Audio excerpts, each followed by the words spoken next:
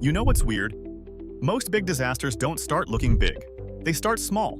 Small enough to ignore. Small enough to laugh off. Small enough to say, hey, it's probably fine. And I learned that in the dumbest possible way.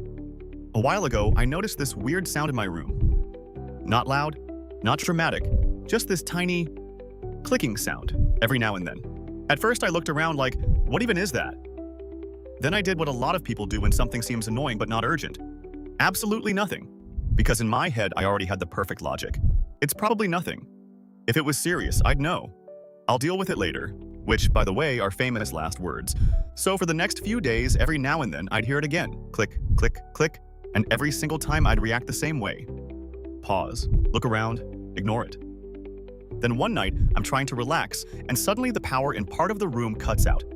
Just one section. And now I'm sitting there like, okay, that feels slightly less ignorable. Turns out the sound was coming from a power strip that had been acting up. Nothing cinematic happened. The house didn't explode. There was no dramatic movie moment. But it was one of those situations where the real lesson hits you instantly. The problem had been warning me. I just didn't respect the warning because it looked too small. And that's the thing. A lot of us don't ignore problems because we're careless. We ignore them because they don't feel serious yet. That's what makes warning signs dangerous. Not that they're invisible, it's that they're easy to downgrade. A weird noise, a small crack, a bad habit, a tiny mistake, a person saying, something feels off. We treat small signals like background noise until they turn into consequences. And once I started thinking about that, it reminded me of one of the most famous examples in history. The Titanic. Everybody knows the Titanic story for the ending.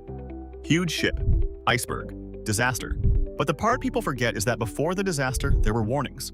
Multiple warnings. Ice warnings from other ships. Messages about ice fields ahead. Signs that the conditions were risky. And yet the ship kept going. Now, obviously, the Titanic story is more complicated than just they ignored one message. There were communication issues, decisions, timing, visibility, speed, a lot of things layered together. But that's exactly the point. Disasters usually aren't one giant mistake. They're a stack of smaller ones. A warning not fully respected. A decision pushed forward. A little too much confidence, a little too much delay. And the scary part? At the time, none of those choices probably felt like the disaster. They probably felt reasonable. That's how this works. Big consequences often arrive disguised as tiny decisions. And honestly, you see this everywhere. Health. Someone notices they're tired all the time, something feels off, but they say, I'm probably just stressed. Money. A person starts overspending a little. Nothing crazy, just small leaks. Subscriptions here, impulse buys there. Doesn't feel dangerous. Relationships. A problem shows up early, but it seems easier to avoid the conversation than deal with it. Work. A small mistake gets left alone because fixing it now feels annoying. And that's how people end up shocked by outcomes that were quietly introducing themselves the whole time. That's why I think one of the most underrated life skills is learning to respect small signs, not panic over everything. Not become paranoid, just respect small signs. There's a difference, because some people here pay attention to warning signs and think it means living in fear.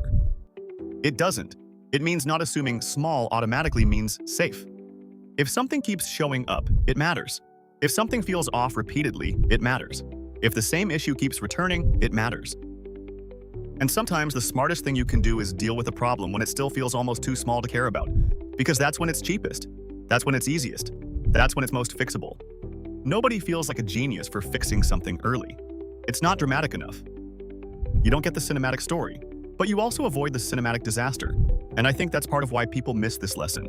We're trained to react to explosions, not whispers, but life usually whispers first. That little sound in my room wasn't a disaster. It was a message.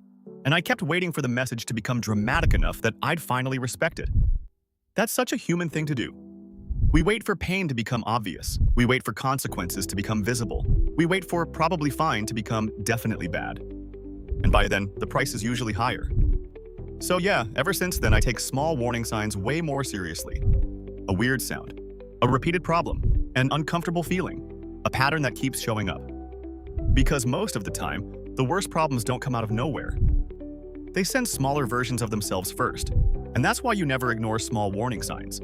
Not because every little thing is a disaster, but because the big disasters usually start as little things nobody wanted to deal with.